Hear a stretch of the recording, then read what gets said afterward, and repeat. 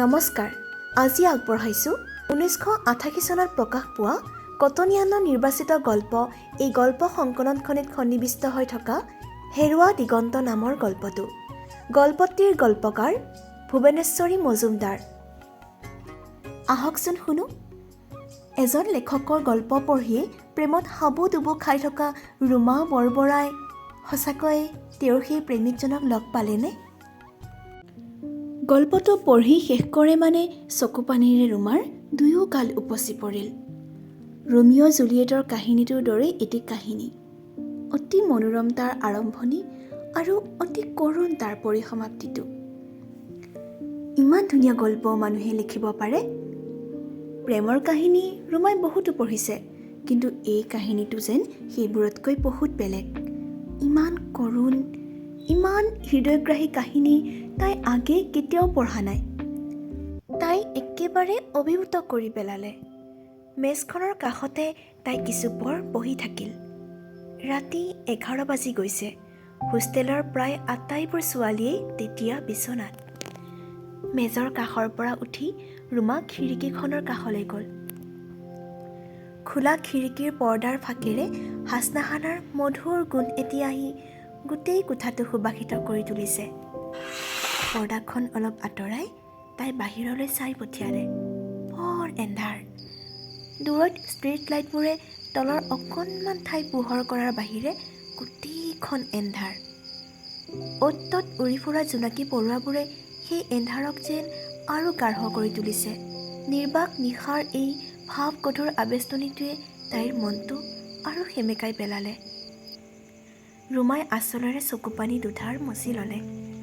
এনেতে তাইৰ মনত পৰিল, গল্পটো কোনে লিখিছে তাকেই দেখোন তাই চোৱা নাই। মেজৰ কাষলৈ চাপি আহি উদয়াচলখনৰ পাতবোৰ লুটিয়াই তাই সূচীপত্ৰটো উলিয়ালে। ওপৰৰ পৰা খৰকৈ আঙুলি বুলাই নি শেষত পৰিণতি, লেখক প্ৰণৱ কুমাৰ বৰুৱাত ৰ'ল। নামটোলৈকে তাই বহুপৰ চাই থাকিল। আগেয়ে শুনা তাইৰ মনত নপৰে। নতুন লেখক হয়তো। কিমান ভাৱপ্ৰৱণ মানুহজন, কি মনোৰম কল্পনা আৰু কি মনোৰম প্ৰকাশভংগী। মেজখনৰ কাষৰ পৰা যাবলৈ তাই যেন একেবাৰে পাহৰিয়েই গ'ল। বহুপৰ নীৰৱে থিয় হৈ থাকিল। হঠাতে যেন তাইৰ মনত পৰিল, ৰাতি ভালেখিনি হ'ল, শুৱাই ভাল। লাহে লাহে গৈ তাই বিচনাত শুই পৰিল। টোপনি কিন্তু নাহিল। শুই শুই তাই ভাবিবলৈ ধৰিলে লেখকজনৰে কথা। যিমানেই তাই তেওঁৰ কথা ভাবিলে, সিমানেই প্ৰণৱ কুমাৰ বৰুৱা মানুহজনৰ প্ৰতি তাইৰ ধাৰণাটো সম্পূৰ্ণ হৈ উঠিবলৈ ধৰিলে। ওখ, ডাঙৰ, সুগঢ়িত, ধুনীয়া ডেকা এজন। চকুত এটি শান্ত মধুৰ চাৱনি। নিশ্চয় হোষ্টেলত থাকি পঢ়া কলেজৰ ল'ৰা হ'ব। নহ'লেনো গল্পটোত হোষ্টেল আৰু কলেজৰ কথা লিখিব কিয়? ভাবি থাকোঁতেই তাইৰ টোপনি আহিল। ৰাতিপুৱা 7 বজালৈকে নুঠা দেখি ৰুমমেট শ্যামাই তাইক জগাই দিলে। ৰুমা, ৰুমা, আজি উঠিবৰ মতলবেই নাই নেকি? চাহটো হেৰুৱালাই, এতিয়া ভাতো হেৰুৱাবা যেন পাইছোঁ। শ্যামা পাঞ্জাবী ছোৱালী যদিও বেছ অসমীয়া ক'বলৈ শিকিছে। শ্যামাৰ মাতত সাৰ পাই ৰুমাই লৰালৰিকৈ বিচনা এৰি উঠি আহিল। শ্যামাই আকৌ ক'লে, সেয়া মই জানিছিলোৱেই। পৰীক্ষা দি উঠিয়ে আকৌ পঢ়াত লাগি গ'লা নহয়। ৰুমাই কিন্তু তাইৰ এইকণ ভুলো সহ্য কৰিব নোৱাৰিলে। তপৰাই তাই কৈ উঠিল, নহয় শ্যামা, মই টেক্সট বুক পঢ়া নাছিলোঁ নহয়, আলোচনী এখনহে পঢ়িছিলোঁ। জানানে, বঢ়িয়া গল্প এটা। পঢ়ি ইমান ভাল লাগিল, মোৰ কিবা আধা পঢ়াকৈ এৰিবৰ সৎ নগ'ল। আকৰাতিৰ আৱেশ তাইৰ তেতিয়াও কাটি যোৱা নাই। উচ্ছ্বাসিতভাৱে তাই গল্পটোৰ প্ৰশংসাত লাগি গ'ল। কিন্তু তাইৰ মনৰ সেই সময়ৰ অৱস্থাৰ লগত নিজকে খাপ খুৱাই ল'ব নোৱাৰি শ্যামাই বাধা দি কৈ উঠিল, বাৰু বাৰু, বঢ়িয়া গল্প যদি তুমি মোক পিছত ক'ব লাগিব। পিছে এতিয়া যোৱা, বহুত দেৰি হ'ল, মুখ হাত ধোৱাকৈ যোৱা। তোমাকতো কমেই, পিছে ইমান ধুনীয়াকৈতো মই ক'ব নোৱাৰিম। তুমি নিজে পঢ়াহেঁতেনহে আচল সোৱাদটো পালাহেঁতেন। ইমান সুন্দৰ এক্সপ্ৰেশ্যন। কৈ কৈ তাই মুখ হাত ধুবলৈ ওলাই গ'ল। গল্পটো ৰুমাই শ্যামাক শুনালে। লগতে লেখকজনৰো ভুৰি ভুৰি প্ৰশংসা কৰিলে। নিজৰ অজ্ঞাত সাৰেই এই অচিন লেখকজনৰ লিখনিয়ে তাইক আকৃষ্ট কৰি পেলাইছে। এই অচিন লেখকজনৰ কল্পনাৰ প্ৰাচুৰ্য আৰু প্ৰকাশ ভংগীৰ অভিনৱত্বই তাইক মুগ্ধ কৰি পেলাইছে। প্ৰণৱ কুমাৰ বৰুৱাৰ গল্প তাই অতি আগ্ৰহেৰে পঢ়ে। যিমানেই পঢ়ে সিমানেই তাই ভাল লাগি যায়। এই নতুন লেখকজনৰ গল্পবোৰ আন লেখকৰ গল্পৰ দৰে নহয়। গতানুগতিকতাৰ চাপ তাত অকণো নাই। প্ৰত্যেকটোৱেই নতুন ধৰণৰ। সেইদিনা অনুহঁতৰ ঘৰলৈ যাওঁতে এখন আলোচনীত বৰুৱাৰ গল্প এটা দেখি আলোচনীখন ৰুমাই খুজি আনিলে। আবেলি চাহ খোৱাৰ পিছত আনদিনাৰ দৰে খেলিবলৈ ওলাই নগৈ তাই আলোচনীখন লৈ বহিল। অৰুণাহঁতে ইমানকৈ মাতিলে তথাপি তাই উঠি নগ'ল। গল্পটো পঢ়ি শেষ কৰাৰ আগতেই সন্ধিয়া লাগি গৈছে। আলোচনীখন কোচত লৈ কিছুপৰ কিবা ভাবি তাই বহি ৰ'ল। তাৰপিছত লাহে লাহে গৈ তাই ৰুমৰ চেল্ফত আলোচনীখন থলে। ক'ব নোৱাৰাকৈ তাইৰ মুখৰ পৰা গীত এফাকি ওলাই আহিল।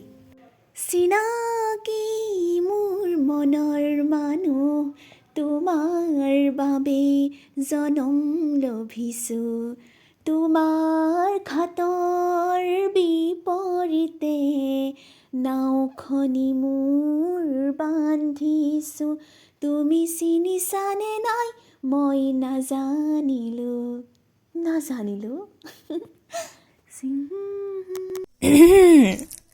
কালৈনো ইমান দৰদ ৰুমা?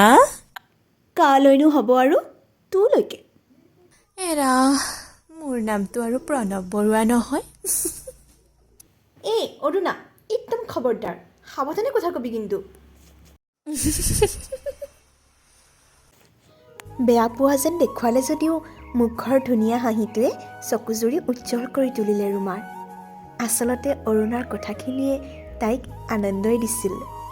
সঁচাকৈ এই অচিন লেখকজনৰ প্ৰতি তাইৰ কিবা এটা মোহ জাগি উঠিছে। নিজৰ অজ্ঞাতসাৰে লেখকজনক তাই কেতিয়াবাই ভাল পাই পেলাইছে। প্ৰণৱ কুমাৰ বৰুৱাক লৈ ৰুমাই বহু কথাই কল্পনা কৰে। এদিন নহয় এদিন নিশ্চয় তেওঁৰ লগত চিনাকি হ'বই লাগিব। ভাল গল্প লেখিকা বুলি ৰুমাৰতো সুনাম নোহোৱা নহয়। আন নহ'লেও অন্ততঃ সেইকাৰণেই তেওঁ তাইৰ লগত পৰিচয় হোৱাৰ সুযোগ গ্ৰহণ কৰিব। তাই কল্পনা কৰে কোনোৱে কৃষ্টি সভাৰ অধিৱেশনত প্ৰশংসা মুখৰ সমজুৱাৰ আগত তাইক গল্প পাঠ কৰিছে আৰু তেওঁ শ্ৰোতাৰ এজন হৈ শুনি আছে। সভাৰ শেষত নিজে উপজাচি আহি তেওঁ হয়তো কৈছে, আপুনিয়ে তেনেহ'লে ৰুণিমা বৰবৰা নহয়নে? আপোনাৰ গল্প মই কেইবাঠাইতো পঢ়িছোঁ, পিছে আপোনাৰ লগত পৰিচয় হোৱাৰহে সুযোগ পোৱা নাছিলোঁ। আজি চিনাকি হ'বলৈ পাই সঁচাকৈ বৰ ভাল লাগিল। তেওঁ যেতিয়া তাইৰ লগত পৰিচিত হৈ যাব কেনে লাগিব বাৰু তাইৰ? ভাবিয়েই তাইৰ গোটেই শৰীৰত কিবা এটাৰ শিহৰণ অনুভৱ কৰে। কেতিয়াবা হয়তো তাই ভাবে তাই হয়তো বাটত কেতিয়াবা তেওঁক দেখিছে কিন্তু চিনি পোৱা নাই। যিজনৰ কথা তাই ইমানকৈ ভাবে সেইজনক হয়তো তাই বাটত দেখিও চিনি পোৱা নাই। নাই, তেনে হ'বই নোৱাৰে। বাটত দেখাহেঁতেন তাই নিশ্চয় চিনি পালেহেঁতেন।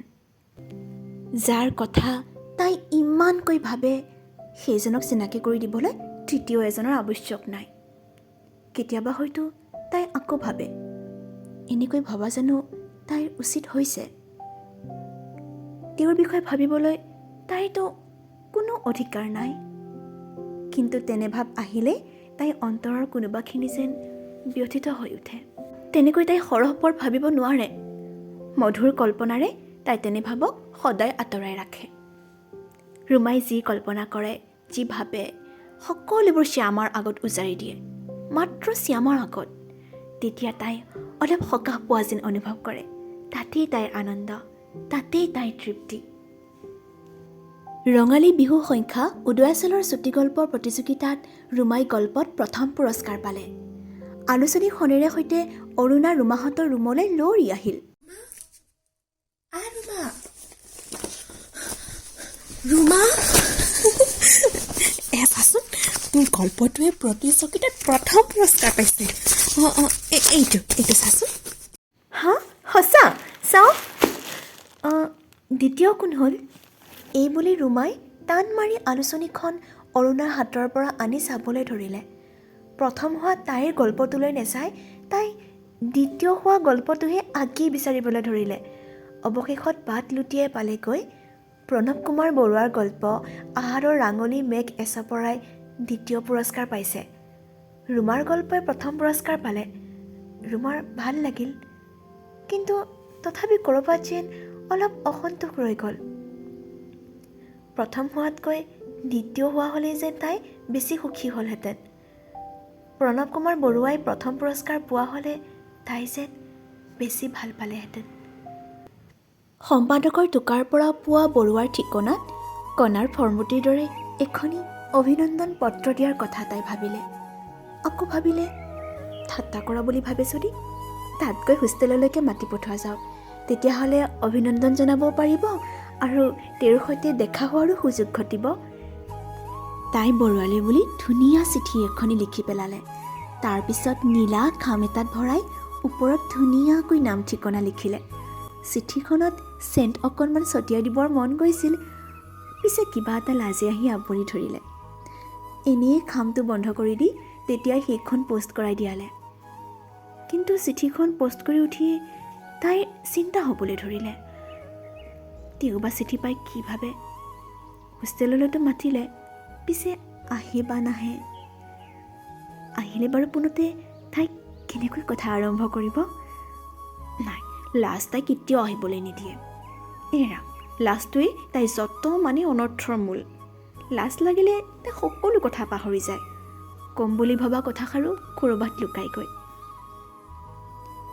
আশা নিৰাশাৰ দুমোজাত মানসিক অন্তৰ্দ্বন্দ্বৰ মাজেৰে বৰুৱাৰ আগমন প্ৰতীক্ষা কৰি তাই সময় কটালে। কোনদিনা আহিব লাগিব সেইটো তাই চিঠিত উল্লেখ কৰা নাই, মাথো লিখিছে আপোনাৰ যেতিয়াই সুবিধা হয়। তথাপি তাই আশা কৰিছিল চিঠি পোৱাৰ দিনাই আবেলি, অৰ্থাৎ চিঠি দিয়াৰ পিছদিনা আবেলি তেওঁ আহিব। কিন্তু তাই ভবা সময়ত তেওঁ নাহিল। দুচিন্তাই ৰুমাৰ মন উগুল থুগুল লগালে। আবেলি পিয়নটোৱে দি যোৱা চিঠি জাপৰ মাজত তাই কিবা চিঠি আছে নেকি ভয়ে ভয়ে বিচাৰিলে। কোনোবা অচিনাকি হাতৰ চিঠি এখন তাইৰ নামত আহিছে। নিশ্চয় বৰুৱাৰ চিঠি। তাইৰ ভয় লাগিল। চিঠিৰ ভিতৰত বা কি লিখিছে? কপা হাতেৰে খামটো ফালি তাই চিঠিখন মেলি ল'লে। হৃদপিণ্ডৰ গতি খৰ হ'বলৈ ধৰিলে। চিঠিৰ আখৰবোৰৰ ওপৰেৰে খৰকৈ তাই চকুজুৰি ফুৰাই নিলে। মৰমৰ বৰবৰা, আপোনাৰ চিঠিৰ বাবে অশেষ ধন্যবাদ। আপোনাৰ লগত পৰিচয় হোৱাৰ সুযোগ পাই নথৈ ৰং পালোঁ। আপোনাৰ কথামতে কাইলৈ আবেলি মই আপোনালোকৰ হোষ্টেললৈ যাম। লগ পাম বুলি আশা কৰিলোঁ। স্নেহ গ্ৰহণ কৰিব। ইতি স্নেহেৰে শ্ৰী প্ৰণৱ বৰুৱা। চিঠি পঢ়ি পুলকত তাই গোটেই শৰীৰ শিয়ৰি উঠিল। ছুটি যদিও চিঠিখন পঢ়ি তাইক খুব ভাল লাগিল। আকৌ এবাৰ পঢ়ি মনৰ আনন্দতে শ্যামাহঁতক খবৰটো দিবলৈ তাই লৰি গ'ল। শ্যামা আৰু অৰুণাই পোনতে খবৰটো পাই আচৰিত হ'ল। উৎসুকভাৱে দুয়ো চিঠিখন পঢ়িলে। ইমান আত্মীয় ভাৱ চিঠিখনত, যেন বহু দিনৰ চিনাকি। সেইদিনা দিছিলিহে চিঠিখন, ইমাননো দৰত নে? ৰচোন, ঠাট্টা কৰা নাইতো? অলপ সন্দেহৰ সুৰত অৰুণাই কয়, কিন্তু ৰুমা আৰু শ্যামাৰ মনত কোনো সন্দেহেই হোৱা নাছিল। উৎকণ্ঠাৰ মাজেদি পিছৰ দিনটো পাৰ হৈ আবেলি হ'ল। আবেলিও পাৰ হ'ল। সন্ধিয়া আহিল, কিন্তু ৰুমাক লগ পাবলৈ কোনো নাহিল। ঠাট্টাই কৰিলে তেনেহ'লে। ৰুমাৰ মনটো নিৰাশাৰে ভৰি পৰিল। আকৌ ভাবিলে, নহয়, হয়তো কিবা বিশেষ কাৰণত আহিব নোৱাৰিলে। গধুৰ হিয়া এখন লৈ তাই গুচি গ'ল নিজৰ ৰুমলৈ। এনেতে দীপালীয়ে কৈ গ'ল, শুনকচোন ৰুমা বাইদেউ, আপোনাক লগ পাবলৈ কোনোবা আহিছে। ভিজিটৰ্ছ ৰুমতে বহি আছে সি। ৰুমাই বুজিলে প্ৰণৱ বৰুৱাই হয়তো আহিছে। বুকুখনে তাইৰ থপ থপাবলৈ ধৰিলে। নিজকে য'ত পৰুণাস্তি প্ৰকৃতিস্থ কৰি আগবাঢ়ি গ'ল ভিজিটৰ্ছ ৰুমলৈ। দুৱাৰ মুখতে দেখিলে এটি সৰু ল'ৰা। মুখৰ গঢ়টো বৰ মৰম লগা। বৰুৱাৰ ভায়েক নিশ্চয়। ল'ৰাটোক মৰম কৰি হাতত ধৰি তাই ৰুমৰ ভিতৰলৈ সোমাই গ'ল। কিন্তু ভিতৰত যি দেখিলে তাত তাইৰ চকু থিৰ হৈ গ'ল। ওখ ডাঙৰ ধুনীয়া ডেকা এজনৰ ঠাইত বহি আছে এজন আদহীয়া ভদ্ৰলোক। অতি ক্ষীণ, গাৰ বৰণ বগা নহয়, মুখৰ ছবিটো অতি ম্লান। এয়াতো ৰুমাৰ প্ৰণৱ বৰুৱা নহয়, কোন তেনেহ'লে? সন্তিকলৈ তাইৰ হিয়াত আশাৰ বিজুলী খেলি যায়। হয়তো আন কাৰোবাক লগ পাবলৈ আহিছে। কিন্তু পিছ মুহূৰ্ততে তাইৰ সেইকণ আশাকো চুৰ মাৰ কৰি মানুহজনে অলপ হাঁহি কৈ উঠিল, আপুনি ৰুণিমা বৰবৰা নহয় জানো? উত্তৰ দিয়াৰ কথা ৰুণিমাৰ মনতেই নপৰিল। মানুহজনে নিজেই কৈ যাবলৈ ধৰিলে, আপোনাৰ লগত চিনাকি হ'বলৈ পাই মই বৰ আনন্দ পালোঁ। উদৰাই চলৰ গল্প প্ৰতিযোগিতাত প্ৰথম হোৱা আপোনাৰ গল্পটো পঢ়িলোঁ। বঢ়িয়া গল্প লিখিছে। আপোনালোকৰ দৰে উঠি অহা ডেকা গাভৰুসকলে যে সাহিত্য চৰ্চাত হাত দিছে, সি সঁচাকৈ বৰ সুখৰ কথা। মানুহজনে কিবা কিবি বহুত ক'লে, কিন্তু কোনো কথাই ৰুমাৰ কাণত নুসুমাল। সৰগ পৰা মানুহৰ দৰে তাই থিয় হৈ থাকিল চকী এখনত ভৰ দি। ৰুমাৰ ফালৰ পৰা কোনো কথা নুশুনি মানুহজনে পুনৰ প্ৰশ্ন কৰিলে, আপোনাৰ গল্পটোৰ নামটো কি আছিল জানো? প্ৰথমবাৰ প্ৰশ্নটো ৰুমাৰ কাণতেই নুসুমাল। আকৌ এবাৰ সোধাত চকমক খাই সাৰ পোৱাৰ দৰে তাই ক'লে, মোক সুধিছে প্ৰথম দৰ্শনৰ পূৰ্বে। হয় হয়, মোৰ এতিয়াহে মনত পৰিছে। নামটো বেছ এপ্ৰপ্ৰিয়েট হৈছে। নামটো সাধাৰণ যদিও তাৰ মাজত ভালেখিনি কথা লুকাই আছে। মানুহজনৰ প্ৰশংসাবোৰ ৰুমাৰ অকণো ভাল নালাগিল। তেওঁৰ মুখখনত সোপাদি ধৰিবলৈ তাইৰ এটা উদ্ভ্ৰান্ত ইচ্ছা জাগিল। অতি কষ্টৰে নিজক প্ৰকৃতিস্থ কৰি ৰাখি তাই থিয় হৈ থাকিল। সৰু ল'ৰাটোৱে এবাৰ মাত দি উঠিল, দেউতা ব'ল ঘৰলৈ যাওঁ। তেতিয়াহে যেন মানুহজনৰো ঘৰলৈ যোৱাৰ কথা মনত পৰিল। উঠি ক'লে, বহুত পৰ বহিলোঁ, উঠোহে এতিয়া, নমস্কাৰ। ৰুমায়ো যেন যন্ত্ৰচালিতৰ দৰেই হাত দুখন লগাই ক'লে, হয় নমস্কাৰ। সৰু ল'ৰাটোৱেও ক'লে, নমস্কাৰ। কিন্তু সিমানখিনি শুনি থাকিবলৈ তাইৰ ধৈৰ্য নহ'ল। ধলং পলংকৈ আহি তাই বিচনাত পৰিল। ইমান পৰে অৱৰুদ্ধ হৈ থকা চকুপানীবোৰ দুগালে উপচি ববলৈ ধৰিলে। চিঞৰি চিঞৰি হিয়ামূৰ ভুকুৱাই কান্দিবৰ ইচ্ছা হ'ল তাইৰ। গাৰুটো খামুচ মাৰি ধৰি তাই উচুপিবলৈ ধৰিলে আৰু অনুভৱ কৰিলে যেন তাইৰ ভৰিৰ তলৰ পৰা পৃথিৱীখন আঁতৰি গৈছে। তাই যেন নিসংগ হৈ আলাসতে ৰৈ আছে।